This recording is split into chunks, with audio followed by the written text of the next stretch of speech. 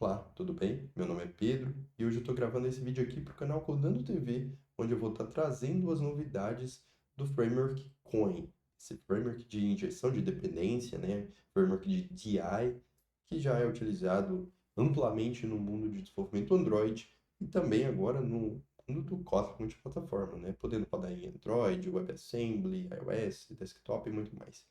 Bom, atualmente, a release mais atual do Coin, no momento que esse vídeo está sendo gravado, é a release 3.5. E a próxima release? O que você acha? É a 3.6? 4.0? Não sabe? Pois é, vem novidade por aí. Vem comigo. O vídeo de hoje está patrocinado pela Make It Simple School. Se você precisa melhorar ou aprender inglês, fique tranquilo, a Miss é perfeita para você. É a única escola com material exclusivo para o mundo de TI. As aulas são ao vivo, individuais e contextualizadas para de fato ajudar você no dia a dia, com planos de acordo com a sua necessidade e dificuldade. E não é à toa que eles são parceiras do Codan TV. Eu sou um dos alunos e recomendo. E se você quiser fazer, se você falar que veio pelo Codan TV ou clicar pelo QR Code pelo link na descrição, você ganha 10% de desconto, então não perca essa oportunidade. A release que está em fase de desenvolvimento no Coin é a release 3.6.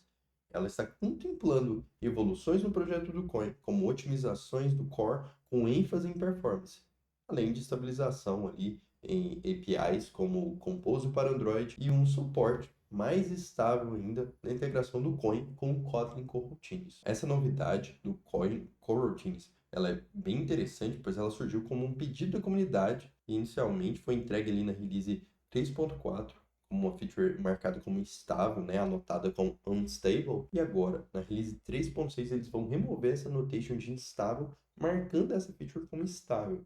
E essa feature, ela é bem interessante, tá? Eu posso resumir ela simplesmente na função lazy modules. O que que essa funçãozinha mágica vai fazer? Ela simplesmente vai te permitir carregar módulos fora da main thread. Então, isso aí vai trazer ganhos na inicialização do coin, como esse bloquinho de código geralmente roda na application, né? Então, isso vai impactar num ganho de performance, né? No aumento da sua performance, no tempo de startup do seu app.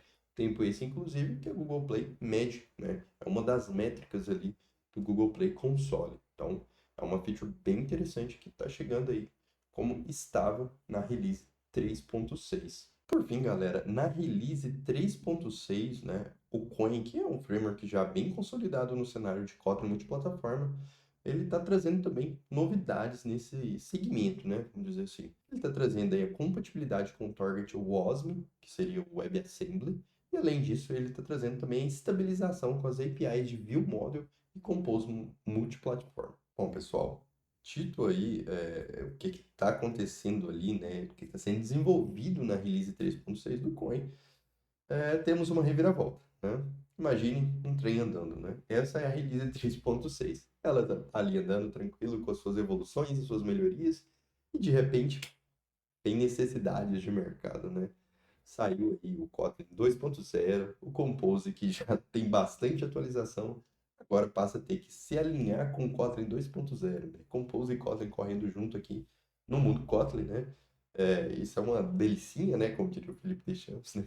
Mas se a gente comparar ali com o mundo JavaScript, onde as atualizações são mais insanas, né? Todo dia tem um framework novo, uma nova versão. Pois bem, Projeto Coin. Eles decidiram, juntamente com a comunidade, né, que deu esse feedback, em não vamos lançar a release 3.6.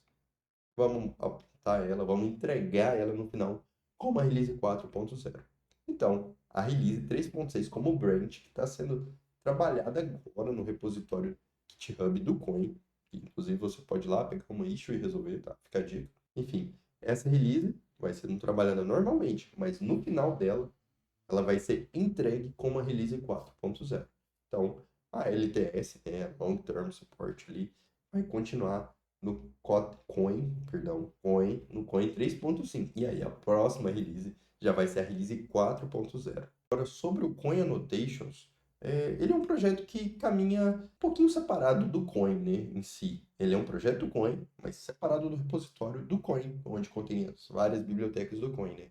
Vale lembrar que são 14 bibliotecas, é coisa pra caramba. Tem biblioteca de Coin View Model, Coin Core, Coin Annotations, Coin Android, Coin Work Manager, por aí vai. Enfim, o Coin Annotations vai seguir ali na sua branch, né, na sua release 1.0, Então, todas as melhorias ali vão ser patches, ou vão ser minors, mas nada de major change, né? Então, não vai ter tão cedo aí um Coin Annotations 2.0. Até porque, para ter um Coin Annotations 2.0, faz mais sentido esperar ali o lançamento, né, do KSP 2.0. Afinal, caminha junto, né? O Coin Annotations e o KSP. E falando aí de Coin Annotations, né? Você está começando a trabalhar com Coin agora, ou já trabalha com Coin e não conhece o Coin Annotations, eu recomendo que você procure aqui no canal do Codando TV um vídeo que foi gravado pelo Gabriel Moura, né? Esse vídeo ali, ele vai mostrar ali como você adiciona o Coin Annotations em um projeto, como mais fácil é trabalhar com Coin, utilizando Coin Annotations. E é muito simples, tá? De adicionar em um projeto que já está funcionando. Basicamente, esse vai ser o conteúdo ali dessa aula bem especialzinha, bem delicinha ali, do Gabriel Moura. E é interessante, galera. É uma PRzinha de 2 arquivos ali, você já está habilitando o Coin Annotations num projeto que já existe ali com Coin e é muito massa, né? Você vai poder anotar ali suas dependências, como @factor, @viewModel, @single, bem simplesinho, tá? Tranquilo. E para dar um spoiler, né? O Coin, junto com o Coin Annotations, né, te possibilita ali uma validação da sua injeção de dependência em tempo de compilação. Então, aquele comentário que geralmente fazem ali, o Coin não é bom para trabalhar com projetos grandes, porque a gente só descobre algum tipo de falha em runtime, né, quando já tem produção, enfim, isso aí é balela. Conversa de quem não está usando Coin Annotations ou de quem não escreve teste unitário ali, enfim. Fica a dica aí de conteúdo de Coin Annotations aqui no próprio canal do Codando TV. Não precisa nem sair daqui para ir para o canal, tem mais conteúdo aqui. Esse foi um conteúdo bastante extenso sobre o que está acontecendo e o que está para acontecer no mundo do framework Coin. Para finalizar, não se esqueça de se inscrever no canal, clicar no sininho e deixar aquele like. Valeu, e até a próxima.